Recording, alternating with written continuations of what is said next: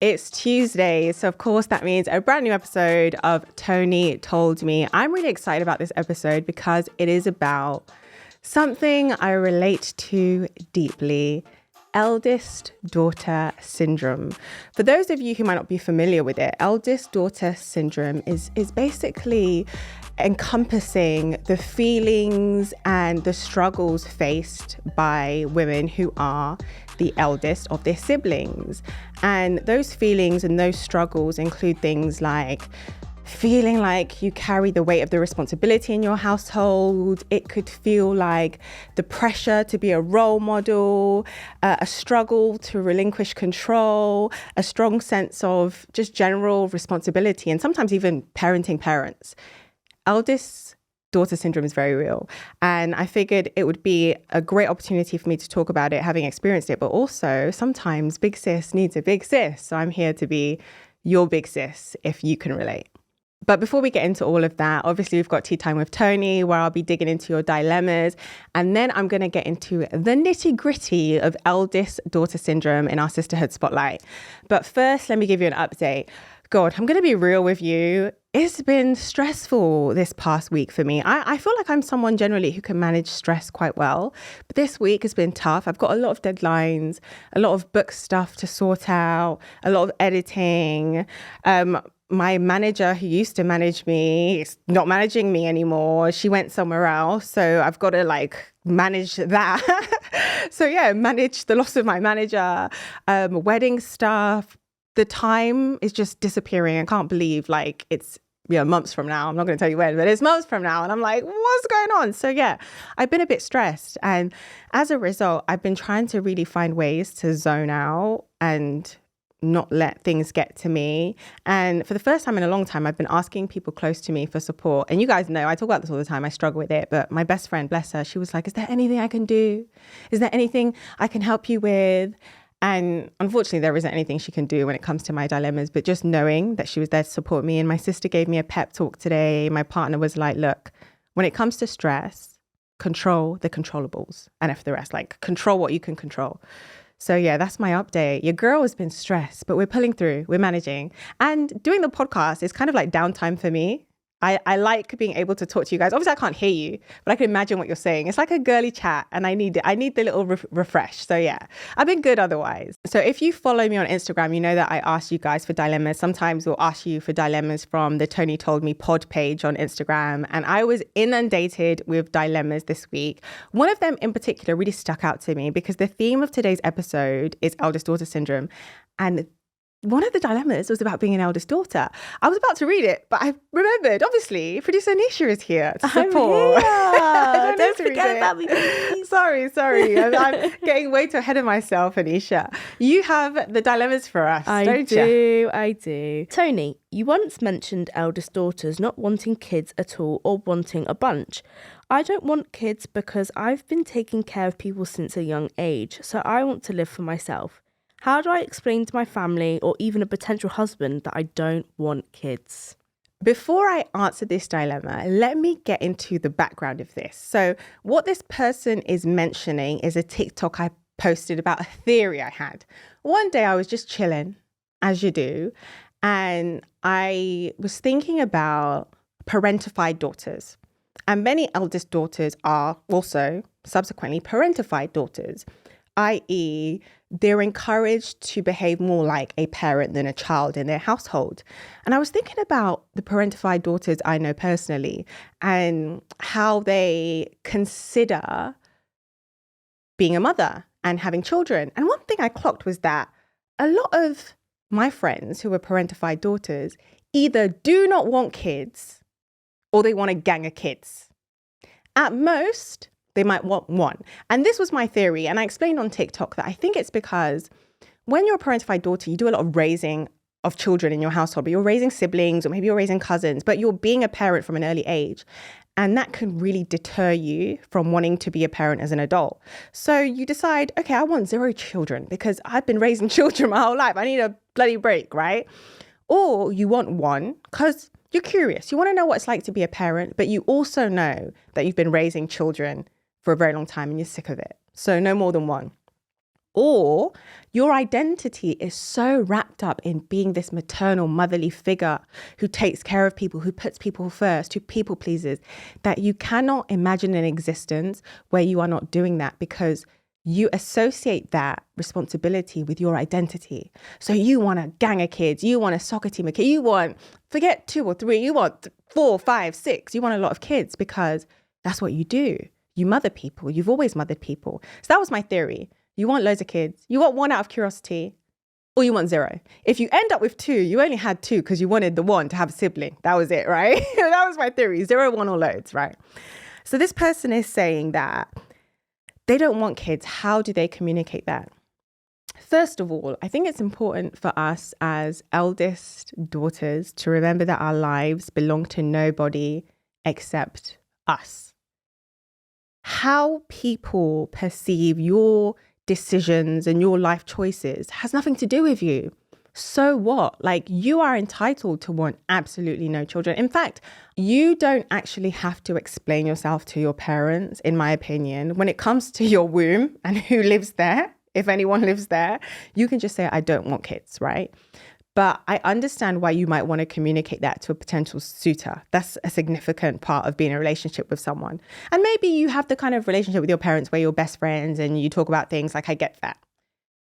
Just explain the reality of the situation. If you feel like your desire or lack of desire for being a mother is rooted in your childhood, be honest. Say to your potential partner, look, kids are nice. I like kids. Maybe you don't, but I assume you do, because like, people should like kids, right?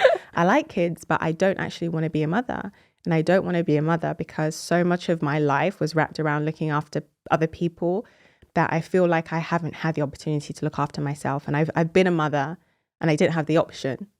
I just wasn't mothering my own children. And for that reason, I don't want children. And explain it in the same way to your parents.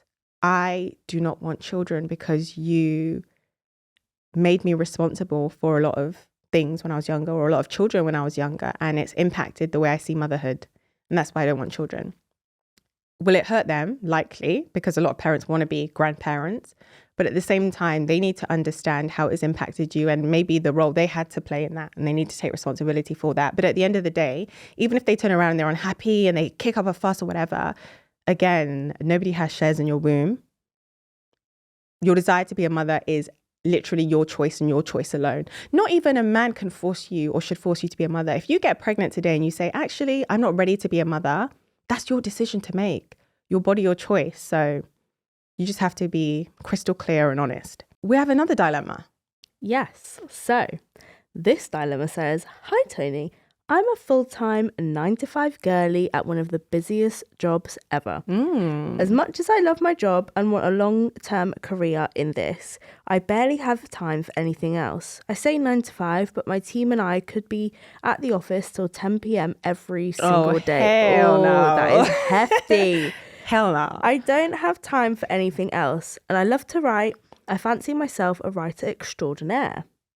I have so many books I have in the works, and one I have plans to publish. But I barely have time to write these books anymore, let alone come up with strategies to market them. And I barely have time for myself. Wow. Growing up, I thought I could do this long term because it was my dream job. But the reality is, it takes so much from me. I could really use your advice. By the way, I love your podcast. Oh, that's very sweet. God, this is a hard one because she mentioned that she feels or felt like that this is her dream job. Like, this is the job that she has desired for so long. She has it, but it is so demanding. And that is a tough one to navigate, because on one hand, you're probably thinking, oh my God, like, this is an amazing opportunity. I don't want to give it up. Will I ever find something like this? But on the other hand, she absolutely has no time for herself and no time for her passions, no time for her hobbies. The question I would ask is, why is that job your dream job? Is that job your dream job because it is your passion? And I assume it isn't, because it seems like you don't have time to follow your passions. Is that job your dream job because it pays well? Is that job your dream job because of the status associated with it? Is that job your dream job because of the work-life balance? The reason why I say questions like this are important is because we often think we have this dream job in our head, many of us, especially younger people, they're in university, they've just left university, they have this dream job in their mind. But the dream is actually rooted in wanting money or a desire to impress other people or the status that comes with the role. Like, oh, my dream job is to be a lawyer. Is it because law is your passion, or is it because it's cool to say you're a lawyer because people know you're getting money, right? My dream job is to be a doctor. Do you really, really love caring for other people? Do you love biology? Or is it because for ages, mum and dad said, wow, being a doctor is the best thing to do, and you kind of followed their dream as opposed to your dream? So why is it your dream job? Secondly, I do think when it comes to dream jobs in general, for many people, one thing that people should definitely prioritize is a healthy work-life balance. And I say this because a job that is overly strenuous, that depletes you of any time, of energy, that burns you out, is the kind of job that will only impact you physically, emotionally, and mentally long-term. And that is no dream. You'll end up, if you're not careful, in a situation where you have this job, but you don't have good health, or you have this job, you don't have good peace of mind. So another question I would ask is it worth it? You say it's your dream job. You're asking me like what you should do, but you know what you should do. Like, is it worth it? Is it worth not having any time for yourself? Is it worth not being able to chase your passions? Is it worth being in the office till 10 o'clock? Is it worth not prioritizing your sleep, not prioritizing your health potentially? And I'm inclined to say it's not. If I was you, my priority would be ensuring that I can be as healthy and as happy as I can be while maintaining the financial base I need to maintain to cover my essentials. That's how I've always operated. As long as I can pay to live, I can pay to eat, I can pay to be social and not be a hermit, then the job that I will sway towards is the job that fulfills me and enables me to live my life, not the job that burns me out. So yeah, my advice to you is to just think about your priorities, think about your health, think about your well-being, and think about the fact that I assume, if you're one of my listeners, I could be wrong, but I assume you're probably aged 20 to late 30s, in which case, if you're going to follow your passions, now is the time. You can do it at any time. Don't get me wrong. I'm an advocate of reinventing yourself as many times as you need to and starting over whenever you need to, even in old age. But it is much harder, I think, to chase your passions at 60, at 70 than it is to chase them at 20 or 30. You could probably find a corporate job when you're 50 years old. Chasing your passion at 50 will be a bit tougher, right? For various reasons, because you're going to have different responsibilities. You're going to have people you need to be responsible for. You're going to have a mortgage. You're going to have ETC.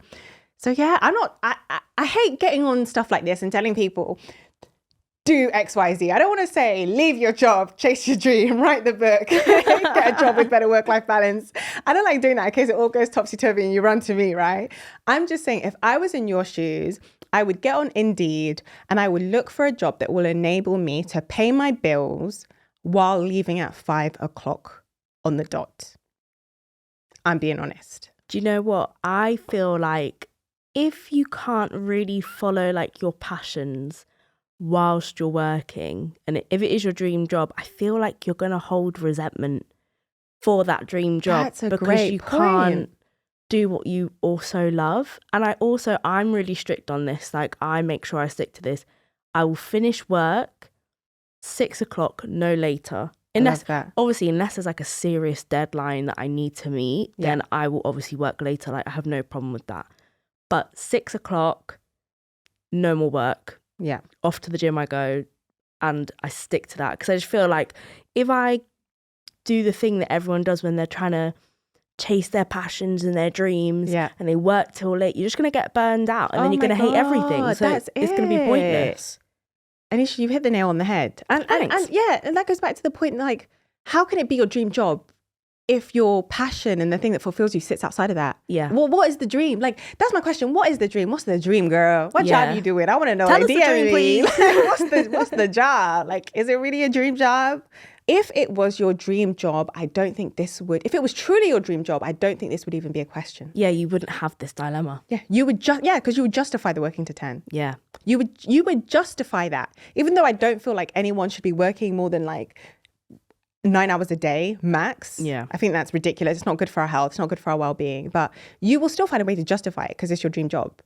Like, as bad as I think it is, if someone said, Toni, you're about to be a travel blogger, chocolate reviewer, whatever, I ain't going to complain that I'm working till 9 o'clock. I don't think so anyway. Like, I'm going to be eating that chocolate. Eating that chocolate, going to those 5-star hotels, writing my little articles. You know what I mean? Like, I don't think it's your dream job. But yes, that's what I'm going to say. That's what I'm going to say. I'm going to leave it there. Again, I want you to make the decision that's best for you. But I want you to think about what that truly means. What does dream job truly mean to you? Now let's get into the meat of this episode, eldest daughter syndrome. When did I realize eldest daughter syndrome was a thing? So I've always been the eldest daughter. That hasn't changed. Like, I didn't grow up with an elder sibling. And I didn't actually think about the implications of that until I think I was in about my late 20s, early 30s. I'm going to be very vulnerable and honest with you right now. I remember one day we're having a family meeting, as we do. We love to have family meetings in my family. And this sounds so stupid when I think about it. We call it dumpling gate. Let me get into it. Basically, I had ordered some Jamaican food, right? Gala loves Jamaican food. I had some curry goat, I had some rice, I had some dumplings. Oh, stop, you're making me hungry. I was gassed. Anisha, I was loving it, right? I was eating my food. It was delicious. And then I couldn't finish it. So I left a little bit of curry goat and I left some dumplings. And I said, okay, after work the next day, I'm going to come back. I'm going to eat this food. I remember being at work, working hard, sweating, come home. And I'm like, yes, I'm about to devour this food. I'm about to get stuck in. I think actually, no, this was my mid-20s. And then I get home now. I look in the fridge. Oh, no. Why are my dumplings gone? And the curry goat was still there? No, everything was gone. Oh, no. Everything was gone. But everything was gone. But the curry goat, the remainder of the curry goat was so small. That wasn't the crux of my disappointment. It was the dumplings. So there was like 3 dumplings, juicy fat dumplings. But there was evidence still left of the food. The carton was empty. Someone had consumed my dumplings. No, because if they leave the carton there, that is like true heartbreak. Right? It's a disrespect. So I remember coming home and being like, who ate my dumplings? Like, who ate my Steam dumplings, coming right? from Toni's ears. And we had a meeting about missing dumplings because I broke down and I was in tears. And I remember my brother saying to me, like, are you really crying because of a dumpling? I said, was it you? Was it dad? Like, who ate my dumplings? I was in tears.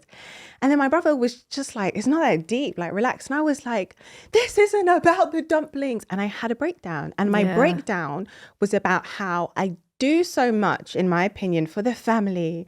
And I felt like I wasn't appreciated. I was taken for granted. And it's obvious that you guys don't appreciate me, because if you did, you wouldn't do something like eat my dumplings. Knowing I've been at work all day and I've come back and you eat the dumpling. You guys don't care. I go through so much and you guys don't even know. None of you care about me. I had a meltdown and we had this family meeting and bless my sister. She was such an integral part of that meeting because she was like a mediator, translator. And she basically was like, yeah, Toni does a lot. Like, yeah, like low key, she's such a key component of this family in so many ways. Like, everything would fall into disarray without her. We need to be more mindful. And my sister was also like, Toni, but you need to speak up too, because you can't just have a massive meltdown and breakdown. You need to tell us when you're struggling. Yeah. And that's when I started thinking about like eldest daughter syndrome. And I was like, is this a thing? I remember Googling it, and it was talking about how it's like a non-formal way of describing what eldest daughters go through in their families. Again, I talked about it. I touched on it earlier. The responsibility, the burden, the sacrifice, parenting children, parenting parents, parenting siblings, whatever it is, being a role model. There are so many elements to it that people often don't consider unless you're an eldest daughter. And I think it's not just a matter of being the oldest. Like the intersectionality of like the daughter element is important too, because for many families, particularly African, Caribbean, Asian families, there is lots of responsibility placed on female children, more so than male children, right? So when you couple being a female child with being the oldest child, that's double the responsibility. So yeah, that's when I became familiar with eldest daughter syndrome. And that was basically my experience. I want to talk about how eldest daughter syndrome can not just manifest in household. To be honest, I feel like we know. It's the eldest daughter doing more housework. It's the eldest daughter maybe picking up more bills. It's the eldest daughter taking siblings to school. Potentially, it's the eldest daughter playing therapist for her parents or therapist for her family. It's the eldest daughter doing more than enough and going above and beyond to support everyone else around her, right? But I want to talk about how this actually impacts eldest daughters in particular. So one of the struggles, in my opinion, is that for many eldest daughters, there is a heightened sense of like pressure and expectation in your family. Eldest daughters often take on a leadership role, right? And I think that feeds into being the role model for your siblings, if you have siblings. Attached to this can be like this increased pressure to succeed in life, to excel. Like a lot of women who are killing it, if you look into it, they are eldest daughters because you have to set the bar. No one tells you that, but it's clear from how people navigate with you and how people interact with you that there's an expectation. Your parents have an expectation that you will get good grades because you should. You're the eldest. You need to set a good example for your siblings. They have this expectation that you will have a good job because you're responsible, because we made you be responsible. We thrust responsibility onto you. In so many cultures, more responsibility and more expectation is placed on eldest siblings. So there's a lot of high pressure, this high pressure to succeed and high pressure to be a role model.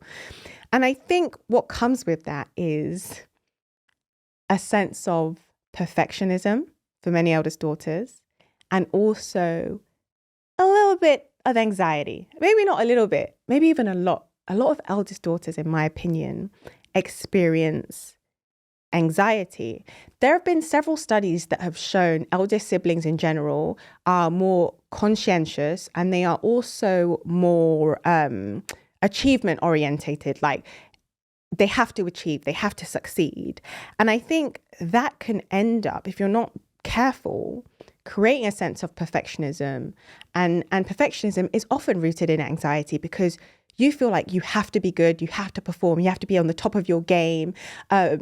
Because you are the one that is seen to be more responsible, you feel like everything will fall apart if you fail.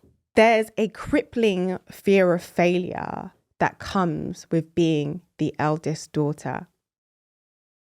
Because of the pressure you feel from others, and because of the responsibility that your parents placed on your shoulders, you don't want to disappoint. And you have spent, as the eldest daughter, so much of your life solving family problems, solving sibling problems, parental problems, that everyone around you, maybe even your friends, see you as the problem solver. And you're of the opinion that if I fail, everything crumbles. And then there is the parentification element in the way it affects eldest daughters. Eldest daughters are often parentified. And what do I mean by that? I mean that sometimes you find that they aren't given the privilege to be children in the most innocent sense.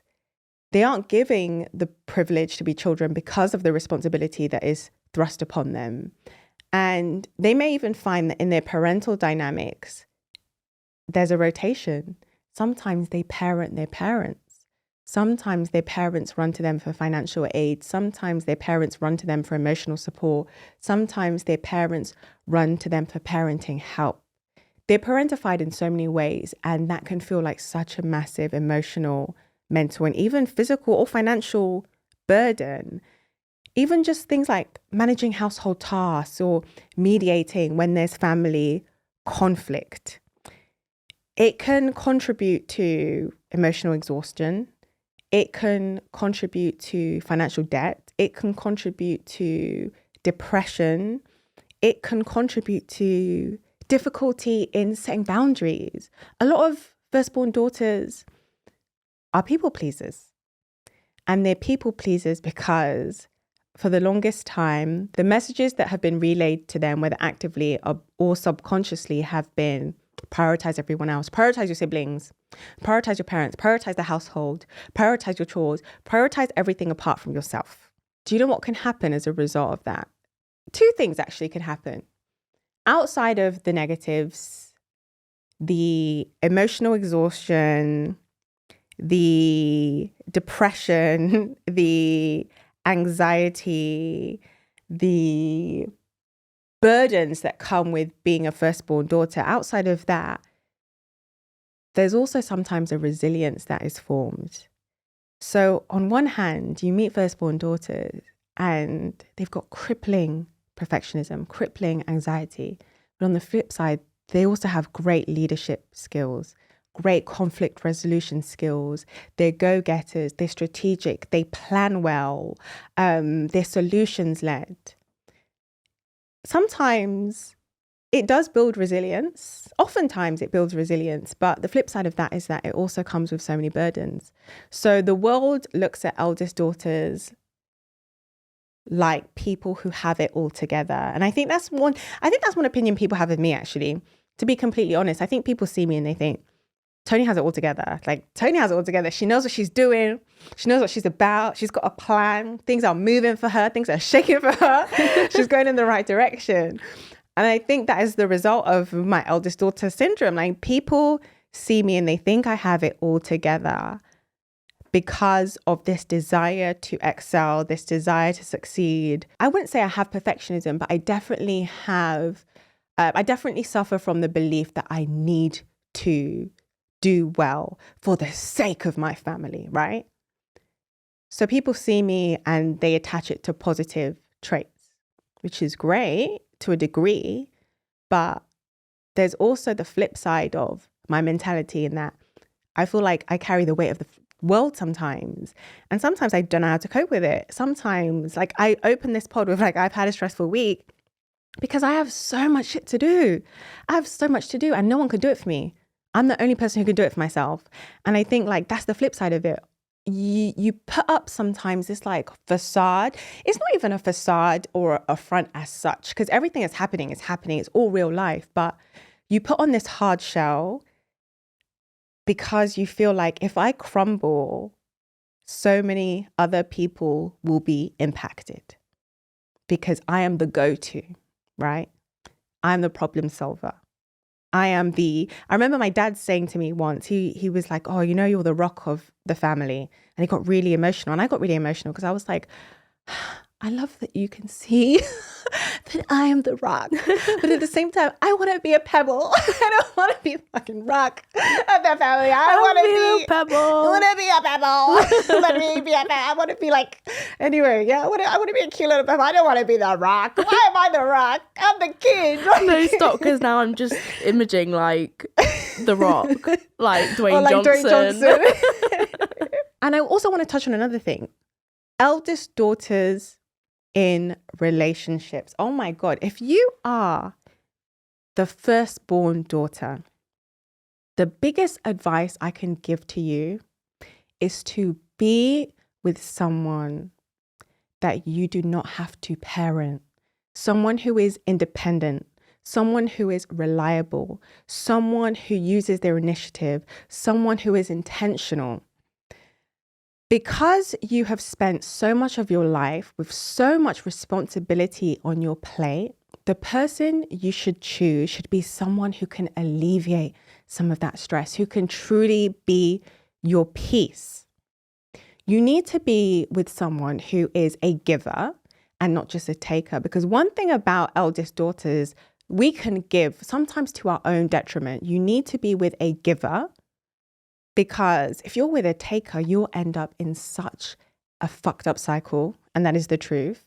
You need to be with someone who is super considerate, super thoughtful. And when I say super, and I'm exaggerating that because I'm not just talking the average, someone who is so kind and caring, who considers your needs, right? And who can help you develop a healthier dynamic when it comes to your relationships. Because there's one thing a lot of eldest daughters do to their own detriment is they pour so much into their partner because they're so used to pouring. No one fills their cup.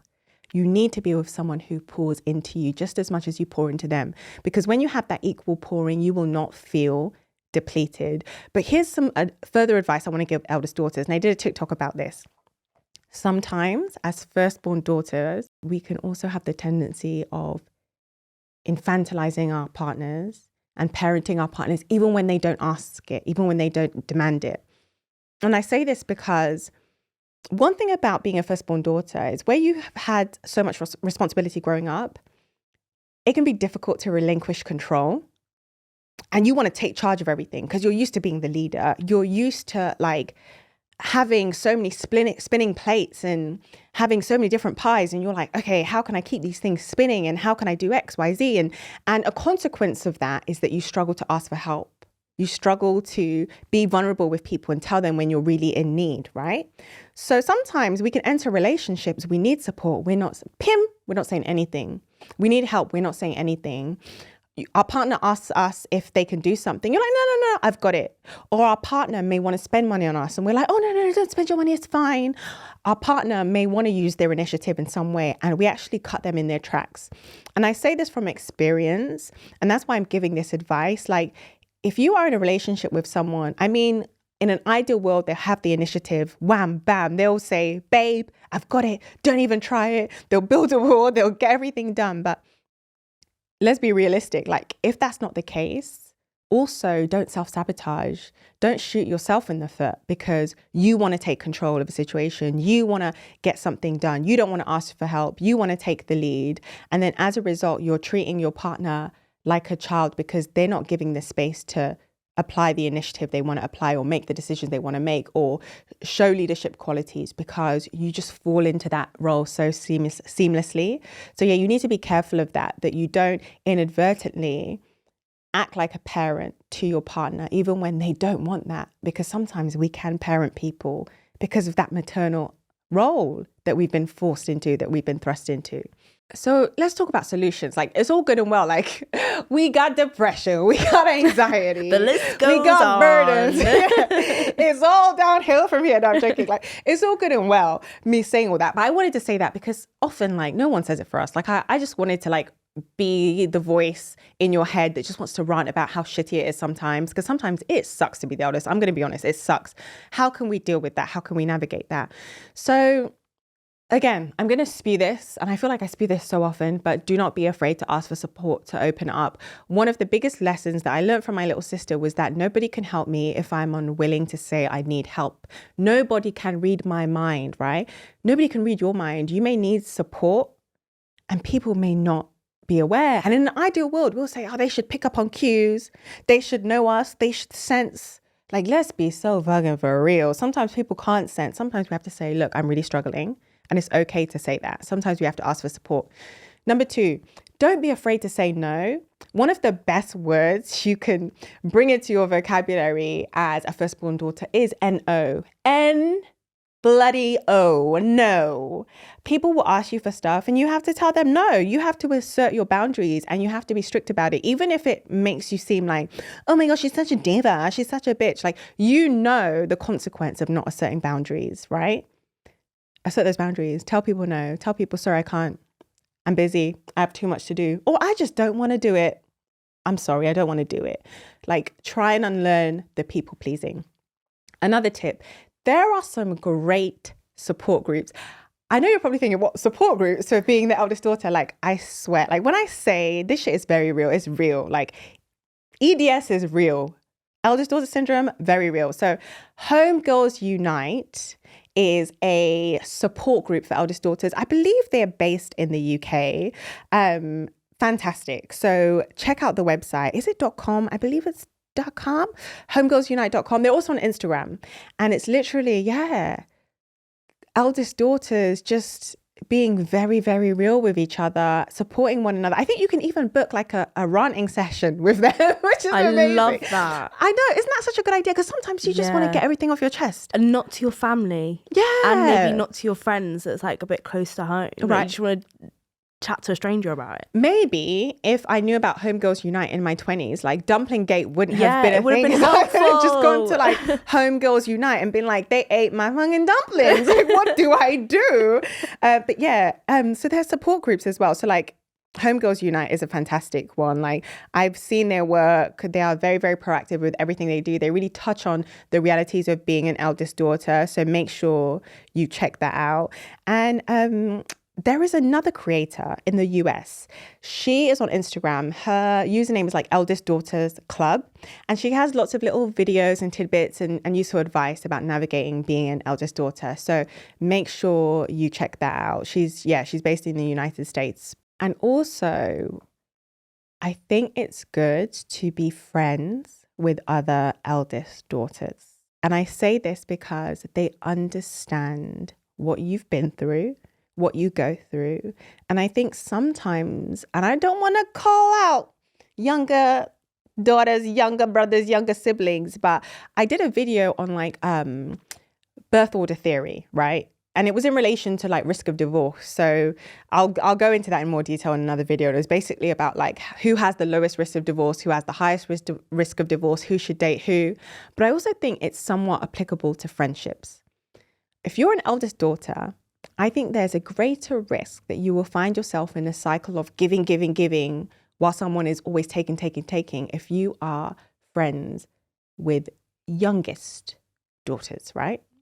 And I'm not saying don't be their friend, like that is not what I'm saying, FYI. But I'm saying that it's okay to be friends with whoever you want to be friends with. That's wonderful. But also be friends with eldest daughters, because eldest daughters give advice. Eldest daughters give financial aid. Eldest daughters give support. So imagine being on the receiving end of another eldest daughter as an eldest daughter. It has such a massive impact, like being able to go to a friend, knowing that you can get sound advice. They'll listen. They'll support you in the same way you would support someone else.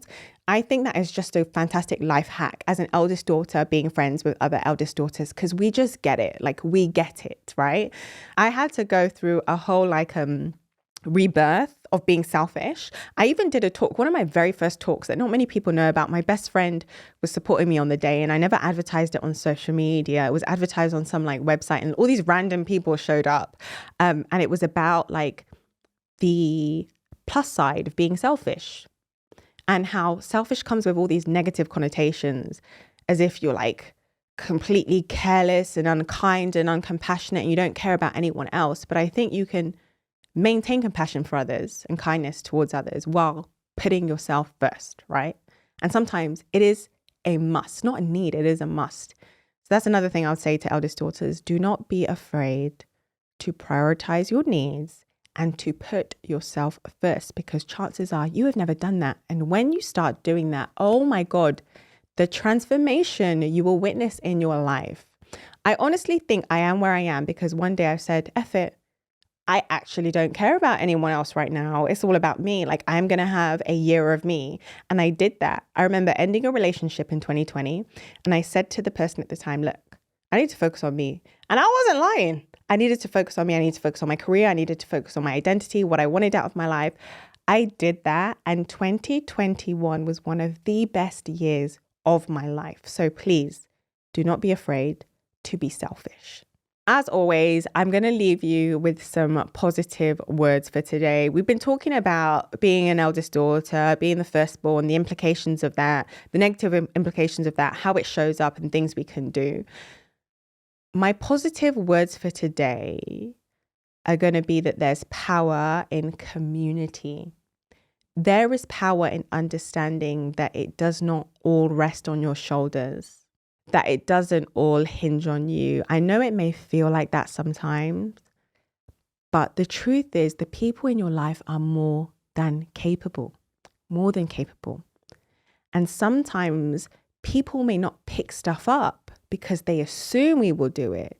So my positive feedback or my positive words for you are to take a back seat and actually analyze how things pan out. Take a back seat and let people learn from their lack of action. Take a back seat, allow people to learn from their mistakes. You don't always have to come in to save people. You don't always have to ride in on your shiny horse and be a knight in shining armor. You don't have to be Miss Save Everybody. You literally don't have to be that person. Like, take a back seat.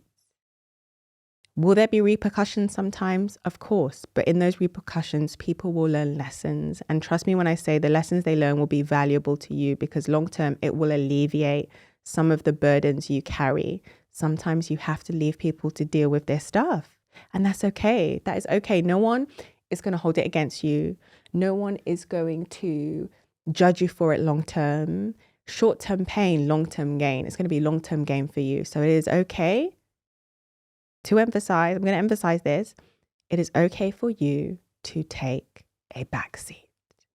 That is all from me. But before I leave, shout out to my eldest daughters. And if you've listened to this podcast, you have an eldest sister in your life, or maybe you're a mother and you have your own eldest daughter, send them some money today.